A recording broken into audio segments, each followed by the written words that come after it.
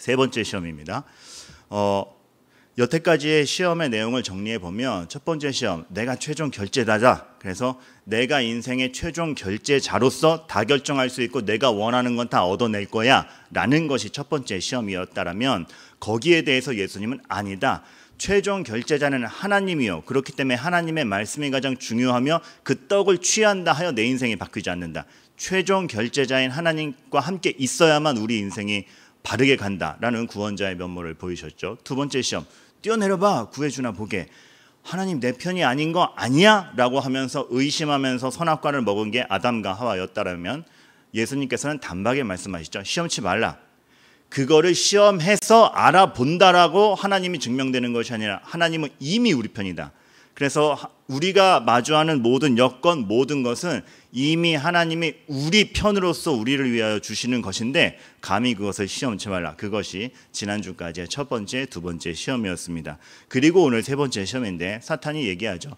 모든 천하가 다 보이는 곳으로 데려가서 엎드려서 절하면 이 세상 당신께 주겠다라고 예수님께 요구를 합니다. 말하자면 이런 식의 꼬임인 겁니다. 내 방식대로 세상을 얻어볼래? 라고 하는 것이죠.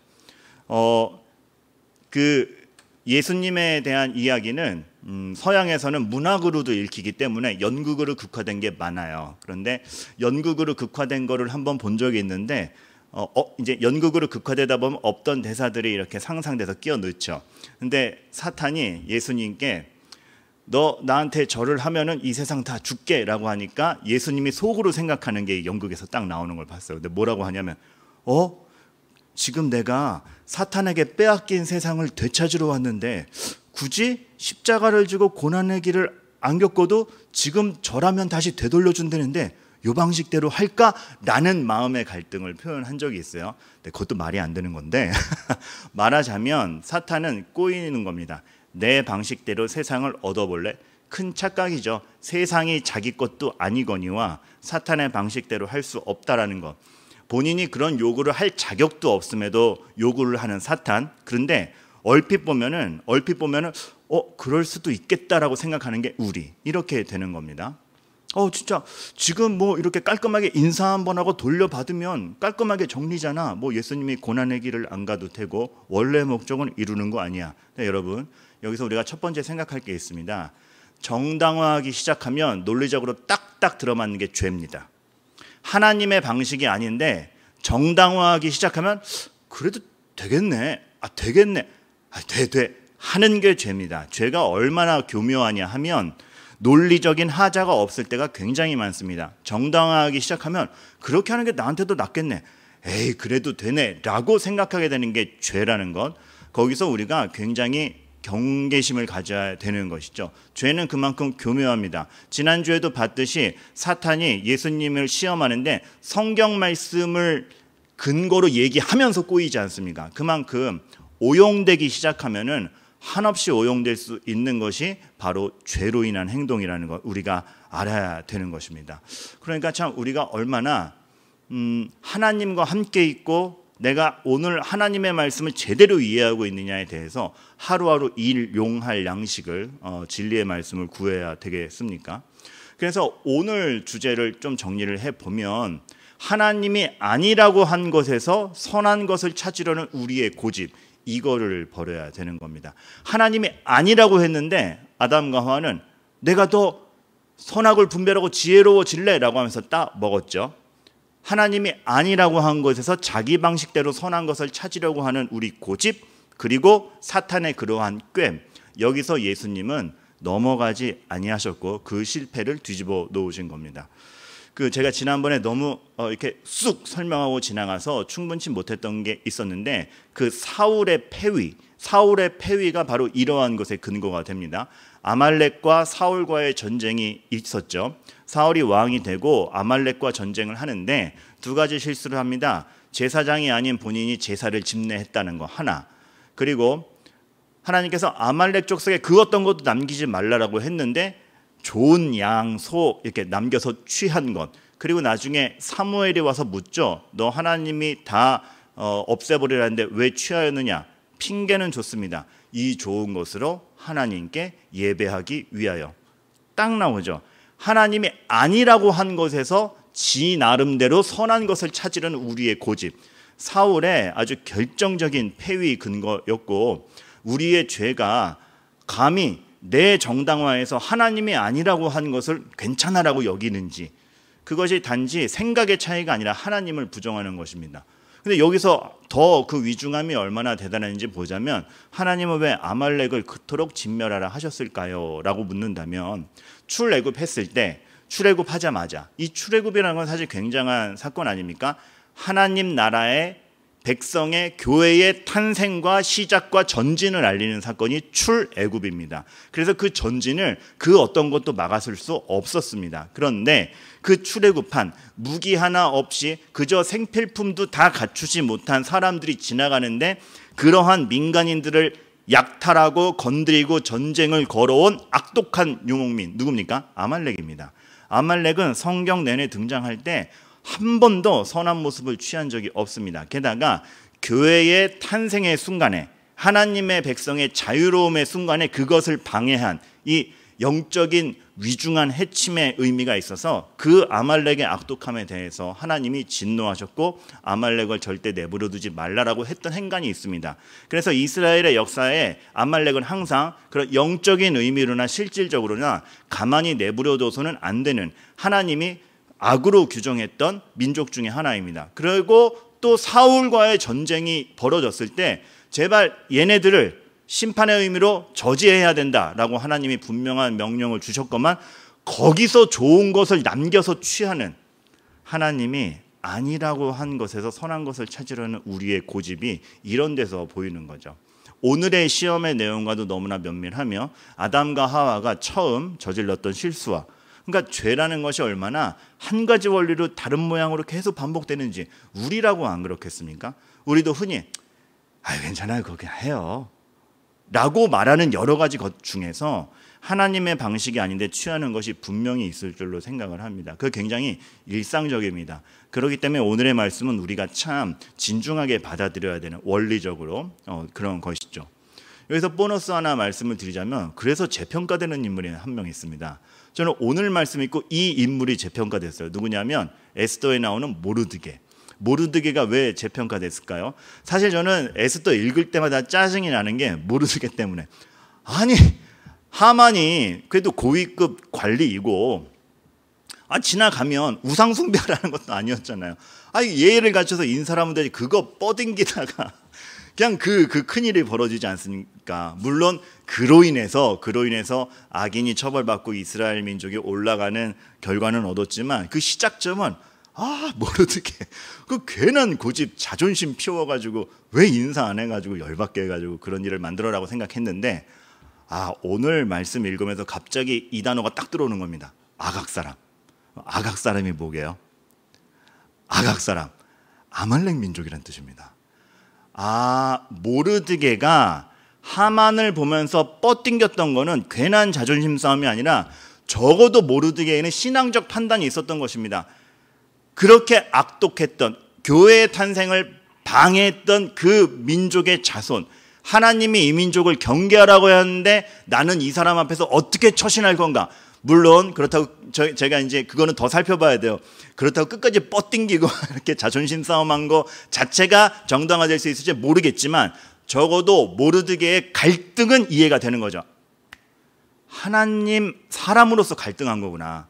괜히 인사 안 한 게 아니라 재평가되는 것이죠. 그래서 그러면서 생각이 되는 겁니다. 나는 순간의 감정의 발동, 어떤 진중한 생각의 행동이 하나님의 사람으로서 정말 이것이 하나님의 뜻에 맞는가를 숙고하면서 행동하는가라 하는 것을 굉장히 많이 생각하게 되는 것이죠.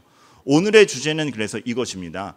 그러니까 하나의 저한테 적용하자면 이런 게 있을 수 있겠습니다. 하나님을 존중하지 않고 하는 행동은 설교라 할지라도 거룩치 않다. 감히 그렇게 얘기할 수 있는 겁니다. 무서운 말이죠.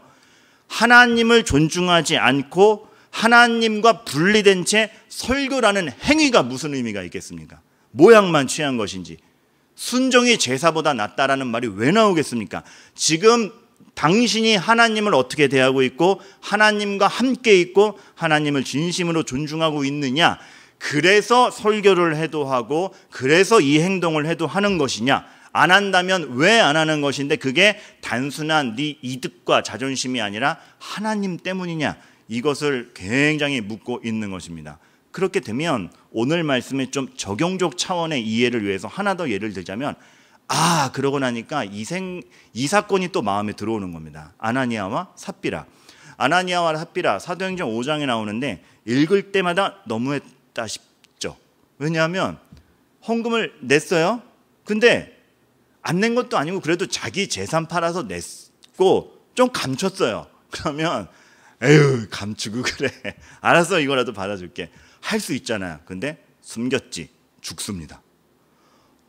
그러니까 이게 너무 무서운 거예요. 제가 저희 집에서 제가 먼저 교회에 나가지 않았습니까? 근데 교회 나간 지 얼마 안 돼서 아나니아와 삽비라 사건을 듣는데 도무지 이해가 안 되고 너무 무서운 거예요. 너무 무섭고 그 다음부터 한 몇 주 동안에는 어머니가 이제 헌금 내라고 그때 이제 몇백 원 주셨는데 주머니에 남은 거 없나 이렇게 혹시 떨어뜨린 거 없나 죽는 거 아닌가 그 두려움에 막 냈던 기억이 나요. 근데 이것도 그런 의미가 아닌 것입니다. 단순히 너 다 안 냈어 이것이 아니라 아나니아와 삽비라가 등장하는 바로 이전 사도행전 4장 말미를 보면 이것이 나오지 않습니까? 사도들의 일컬어 바나바, 그러니까 그 요셉이라는 사람인데 바나바가 사실 별명이에요. 그 유명한 바나바가 번역하면 위로의 아들이라 하니 바나바가 위로의 아들이라는 뜻이에요. 그 예전에 개역 한글 성경 보면 그 권위자라고 나오죠. 그때 많은 분들이 오해하셨는데 권위자라 그래서 권위자 이게 아니라 권할 권자에 위로할 위자입니다. 위로 어디 가나 위로하고 누굴 돕는 사람. 하나 더 보충 설명드리면 권사님 할 때 권자가 이 권위자의 권자입니다. 그러니까 권사란 무엇이냐? 위로하고 돌보는 사람. 멋진 표현이죠. 멋진 표현이고 참으로 하나님의 사람으로서 너무나 영광된 표현이 아닐 수 없습니다.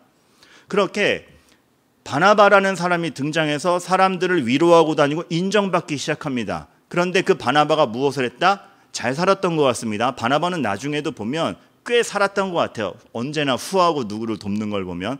근데 그 밭이 있는데 밭을 팔아가지고 사도들 발 앞에 딱 뒀다라고 나오죠. 그리고 아나니아와 삽비라가 딱 나와요. 그 행간이 보이시죠? 벌써 바나바라는 별명도 얻었어요. 사람들한테 인정받아요. 영향력이 세지고 있어요. 근데 그 사람의 행동이 자기 밭도 아깝지 않게 팔아서 다 교회에 사도들 발 앞에 두므로서 이거 쓰세요. 멋있다. 바나바의 존경과 위세가 올라갔다라는 게 딱 느껴지시죠. 그런 다음에 아나니아와 삽비라의 등장, 그리고 걔네들도 재산을 팔더라. 그 의도가 보이세요? 본인들도 똑같은 모양을 취해서 인기와 위세를 얻고 싶은 겁니다.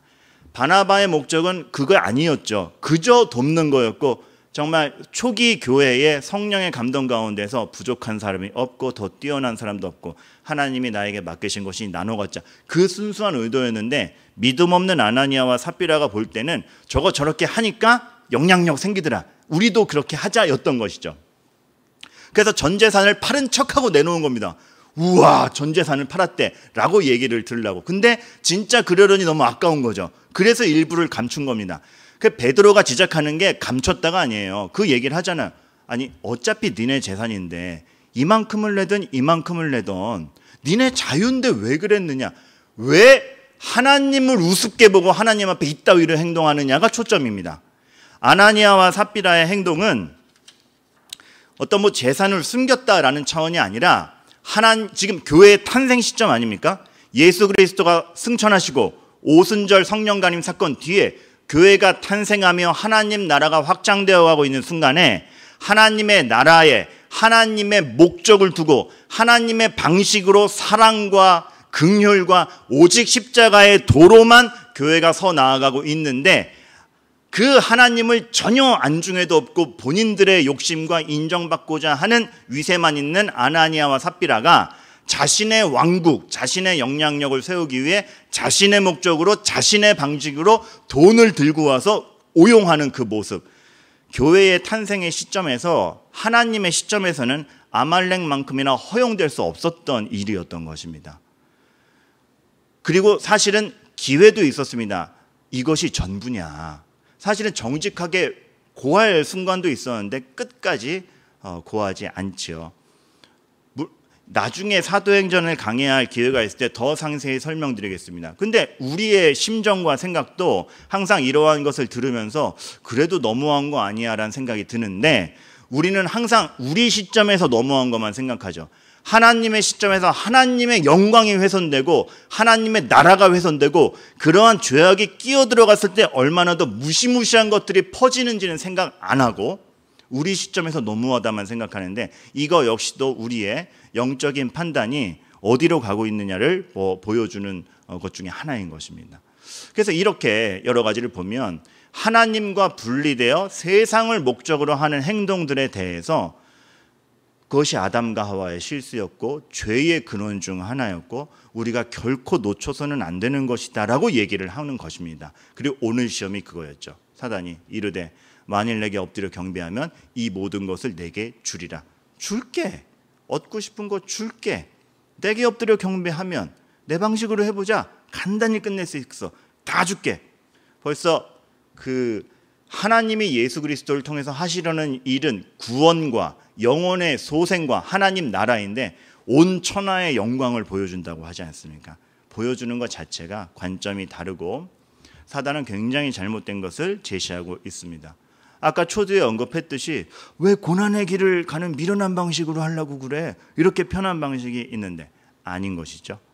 그 고난의 길에 미련한 방식이 있기 때문에 우리의 죄가 사함받을 기회가 주어지는 것이고 하나님의 정말 그 모든 죄로 인해 우그러진 그 영광의 훼손이 다시금 주님 안에서 회복되는 여러 가지 일들이 있을 수 있는 것입니다. 그래서 사탄도 자기 착각이죠.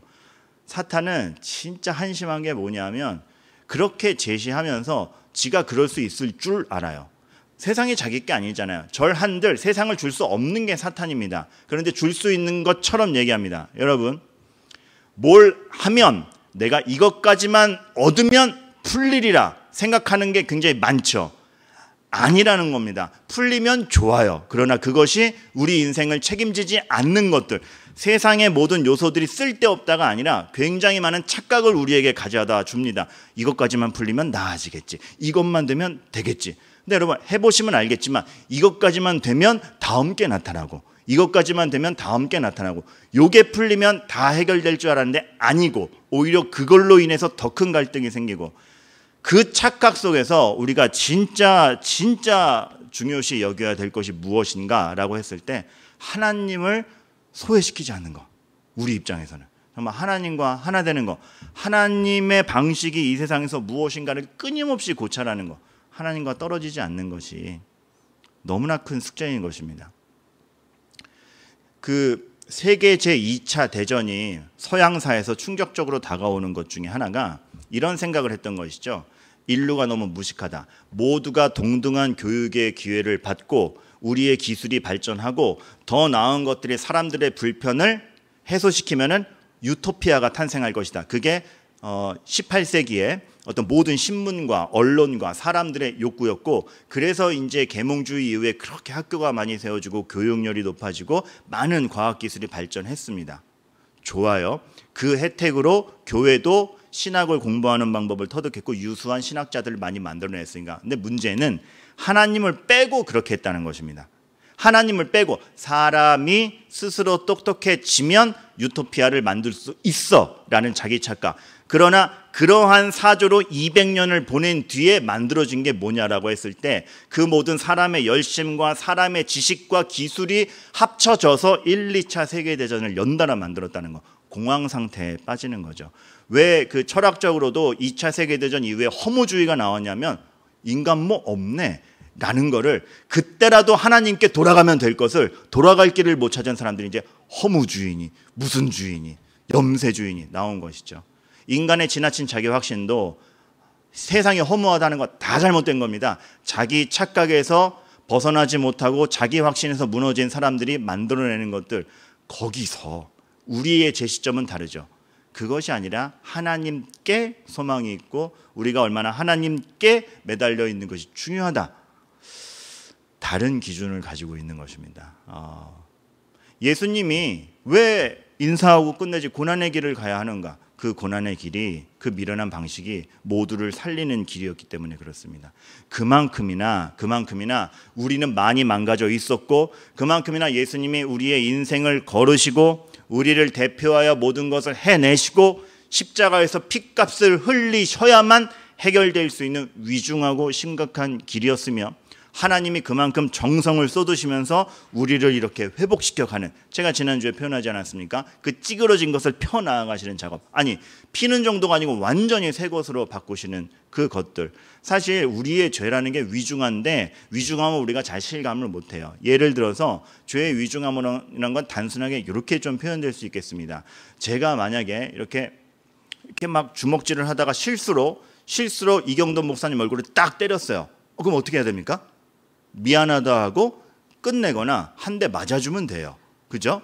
그런데 뒤에 건 취소하겠습니다. 미안하다 하고 끝내면 돼요. 그런데 똑같은 주먹으로 똑같은 크기로 실수를 할지라도 대통령의 얼굴을 때렸다. 어떻게 됩니까? 국가 반역죄로 기소될 수 있습니다. 왜 다르죠? 똑같은 주먹이었는데 왜 다르죠? 대상이 다르기 때문에 그렇습니다. 상식적이죠. 그런데 왜 그 상식을 우리가 하나님께 적용하지 못하죠? 우리는 하나님에 대하여 지금 반역죄를 저질렀습니다.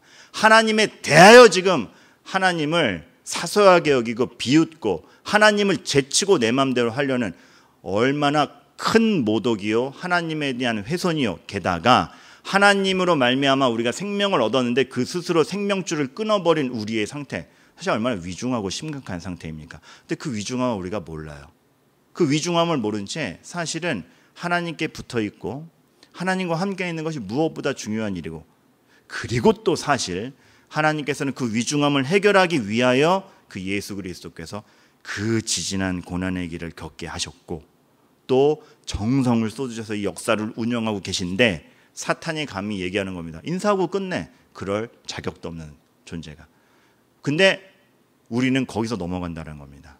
그러나 예수님은 결코 타협지 않으셨죠. 주 너의 하나님께 경배하고 다만 그를 섬기라. 우리 표현대로 해보겠습니다. 하나님 없이 아무것도 단독으로 행동하지 않아요. 하나님에게 끊겨 있으면 끝이기 때문에. 참 오늘의 유혹을 보면 세상을 차지하라. 좋죠. 얼마나 많은 권력자들이 세상을 차지하기 위해 노력했습니까? 사실 그런 생각이 들어요. 저에게 힘이 없어서 그렇지 저에게도 힘이 주어지고 위치가 주어졌다면 뭔가 막 더 점령하려고 하지 않았을까라는 생각을 많이 합니다. 그런 생각을 정말 많이 합니다. 졸업할 때 제 담임 교수님이 그런 말씀을 하셨죠. 저의 평소 행동 여러 처신을 보면서 하나님께서 박민근 목사를 목사로 만드신 이유는 그냥 성도로 뒀으면 어떤 예배도 안 나갈 것 같으니까 목사라는 직위를 주셔서 어떻게든 가게 하신 것이다. 근데 그 말이 너무 와닿는 겁니다. 상황과 누릴 것과 위치가 주어지면 어떤 막 나가는 행동을 할지 모르는 겁니다. 근데 딱 중심이 잡히는 거죠. 하나님 없이 단독으로 행동하지 않아요. 세상을 탐할 겨를 없이 하나님이 거룩에만 집중하게 해주신 이것이 얼마나 감사한지. 그런데 세상은 항상, 사단은 항상 세상을 차지하라고 뭔가 더 누리라고 얘기를 하죠. 근데 여러분 이것을 우리가 염두에 뒀으면 좋겠습니다. 하나님을 알도록 하기 위해 세상이란 무대를 주셨는데 무대를 사모하는 우리가 되지 않기를 바라요. 하나님이 이것들을 통해서 하나님을 알아가라 라고 했는데 그거에 집중하느라고 하나님을 못 보는, 별을 보라고 만원경을 사줬는데 우와 만원경 얼마짜리야 이것만 보는, 밥을 먹으라고 젓가락을 줬는데 젓가락이 쓰대니야 우와, 밥을 안 먹고. 똑같은 거거든요. 하나님을 알도록 세상을 주셨는데 세상에 집중하느라 하나님을 못 보는, 우리가 그런 실수를 얼마나 많이 합니까? 하나님을 못 보는. 그래서 이 말씀이 이제 5장 넘어가면 이 말씀을 보겠지만 먼저 땡겨다가 보면 그래서 이 말씀이 나오는 겁니다. 너희 착한 행실을 보고 하늘에 계신 너희 아버지께 영광을 돌리게 하라. 마태복음 5장 16절. 이거는 착한 행동 많이 하세요, 실천하세요. 그 이전에 너희들의 행동이 하나님과 연결되어 있냐? 있다라면 착한 행실이 안 나올 수 없다. 하나님과 연결되어 있다라는 증거. 그러니까 이 얘기 전에 빛과 소금이 먼저 나오지 않습니까? 빛이요 소금이다. 그렇게 빛으로 소금으로 존재하기 때문에 너희 빛이 나갈 것이다. 그렇게 하나님과 연결되어 있느냐? 그 점을 너무너무 중요시하고 있는 것이거든요. 우리의 모든 생각, 판단, 행동이 그런 고민 중에 있게 되기를 너무너무 바라는 것입니다. 그래서 저는 여러분 이번 주 숙제 하나 드릴게요. 아니, 여러분 인생에서 숙제를 드릴게요. 이 얘기 한번 들어보셨으면 좋겠습니다. 야, 왜 그래? 무슨 의미게요? 야, 왜 그래? 그렇게까지 안 해도 되는데 넘치는 사랑과 배려로 상대방으로 하고 야, 왜 그래? 안 그래도 돼. 괜찮아. 할 수 있는 행동. 그러니까 이게 야, 왜 그래? 이거 아니에요. 이 놀람, 그 다른 행동과 다른 판단을 하는 거에 대한 놀람. 야, 왜 그래? 제가 광고 공부할 때에 그런 말이 있었습니다. 상대편을 어떻게 이기는가. 광고 업계로 가면 철저히 승패의 싸움이기 때문에 2등도 없이 패자는 싹을 잃어버리는, 승자만 모든 걸 독식하는 구조가 광고 업계였기 때문에 제가 잠깐 그 아르바이트 비슷하게 인턴으로 했던 곳에 이렇게 써 있었습니다. 더 악해지면 이길 수 있다. 근데 진짜 필승 전략이에요. 어떤 저돌적으로 오는 상대보다 더 악해지면 이길 수 있어요. 더 악해지면. 근데 그 원리가 진짜 먹히는 세상이라는 게 너무 아쉽습니다. 신방을 다니다 보면 여러 가지, 그것이 직장이든 일상생활이든 어떤 분쟁과 싸움, 나의 문제, 돈의 문제, 자녀의 문제로 여러 가지 시비가 걸리면 질 수 없는 싸움이라는 게 진짜 있어요. 그리고 사실 그런 것들이 걸렸는데 어떻게 진다라는 생각, 양보라는 생각 합니까? 본능적으로 못해요. 근데 가만 보면 싸움을 걸어온 사람보다 더 악해지고 독해져야 이길 수 있는 상황이 너무 많아요. 진짜 그래요. 거기서 우리는 더 악해지면 안 됩니다. 더 독해지면 안 됩니다라는 해법을 찾아갈 수 있는지 너무 묻고 싶은 거예요. 사실 저도 그러한 권고를 감히 못 드려요. 왜냐하면 그 말을 받아들이시는 분의 상황과 신앙적 성숙도와 혹시나 그것이 삐끗됐을 때 어떤 여러 가지 책임 문제 때문에 감히 말씀을 못 드리지만 진심으로 원하긴 합니다. 더 악해지시지 않는 게 목적이어야 됩니다라고 말씀드리고 싶을 때가 너무나 많습니다. 근데 그 말씀을 또 과감하게 못하는 이유 중에 하나가 원리는 확실한데 예시가 없어요. 예시가.